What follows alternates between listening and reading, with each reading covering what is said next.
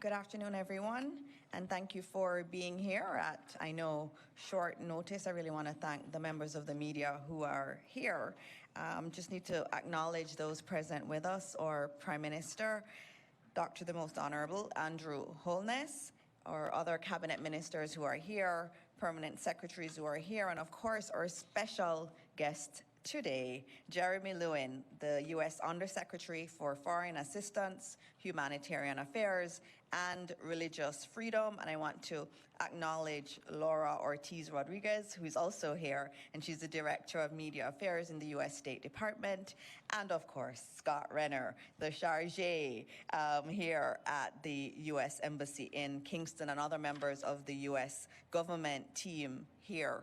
This is going to be very short. We are in the middle of cabinet, but this is a very important area that we want to discuss. The United States has always been a friend of Jamaica, and so we're very honored to have you here. And so we're going to start things off with a statement from Jeremy Lewin, the U.S. Undersecretary for Foreign Assistance, Humanitarian Affairs, and Religious Freedom.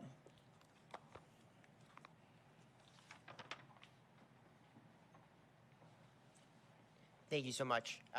It's a privilege to be here. Secretary Rubio on one of his first international trips came to Jamaica and said, correctly that Jamaica is one of the United States' oldest and closest allies, and that means we will be here in the good times and also in the bad times. So we are very fortunate that we were able to mobilize a tremendous amount of U.S. government resources to help respond in the early days of this crisis. We formed a disaster response team even before the hurricane made landfall. They were able to get here, within a day, as soon as the airports and air infrastructure allowed them to come. We brought search and rescue teams from LA and Fairfax County, 70 personnel that we brought in here. They had dogs and chainsaws, and they're experts at sort of moving roads, finding people, rescuing them from difficult situations, and then almost immediately started bringing humanitarian assistance in from our hubs, activating our network of partners, NGOs, from Samaritan's Purse to the UN World Food Program. And in addition, the United States Department of War has significant assets in the region, which we are able to, bring under our control. So we were able to bring in heavy lift helicopters, nearly 100 military personnel.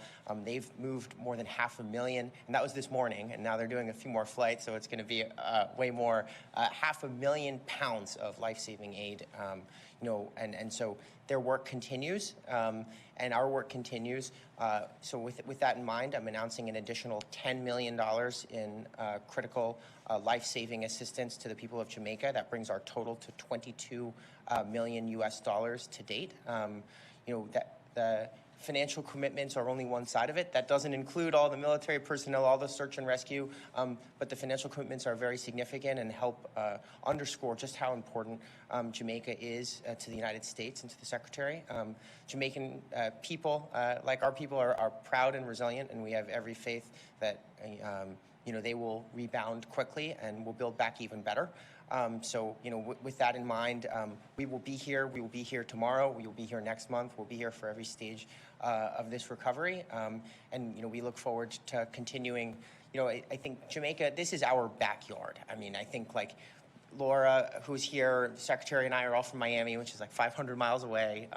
We have, 1 million Jamaican Americans. I learned that 2.5 million Americans, we think, come here every year. So it's just tremendously close ties. And that is, we take it very, very, very seriously that we look after our neighbors and our allies, and we'll continue to do so. It's a privilege to be here, and thank you, Prime Minister, for your leadership during this crisis. Thank you very much, Undersecretary. We've always said, the U.S. and Jamaica have such a close relationship, and you've definitely been one of the partners that's been really at our side throughout this difficult period, and we thank you. We're now going to be having a statement from our Prime Minister, who is leading us all in this area of relief and then moving into recovery and reconstruction. And today we're having our cabinet meeting where we're discussing a lot of these areas. And you see his leadership in terms of the way that we should look at reconstruction eventually. And so his leadership is absolutely critical. It was so wonderful before the hurricane to see his leadership in action, and then now after the hurricane to see him leading us and saying, we've got to do this, we have to do more. And so it's an honor for me to have the Prime Minister now give his statement. Please welcome Dr. the Most Honorable Andrew Holness. Thank you, Minister. Let me welcome Under Secretary Lewin and his team to Jamaica, and to immediately say thanks on behalf of the people of Jamaica for the support that you have given, which you have now increased from $12 million with an additional $10 million, which will go right into the humanitarian relief and support effort. The United States was one of the first responders of our international partners who would have come to give support. And that support was particularly invaluable, particularly in the logistics operations, which your helicopters would have augmented. There are many communities in Jamaica that would have been marooned, and the only way to get to them would have been through the capacity for airlift.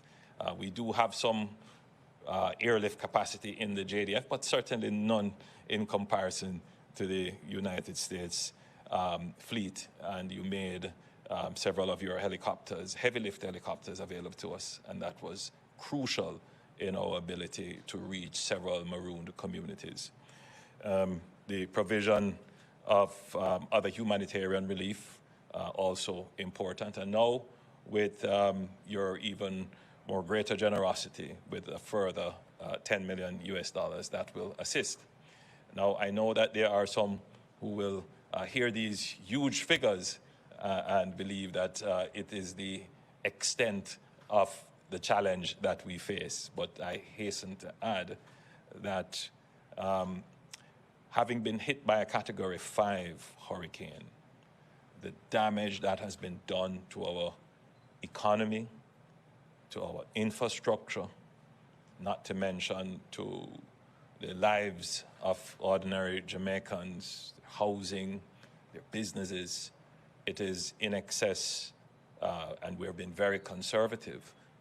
The damage is between $6 to $8 billion, and we haven't completed our assessment yet. We expect that that figure will look a little bit differently after we have completed the assessment. In fact, it will be probably much more. So Jamaica's recovery will inevitably have to include support from our partners.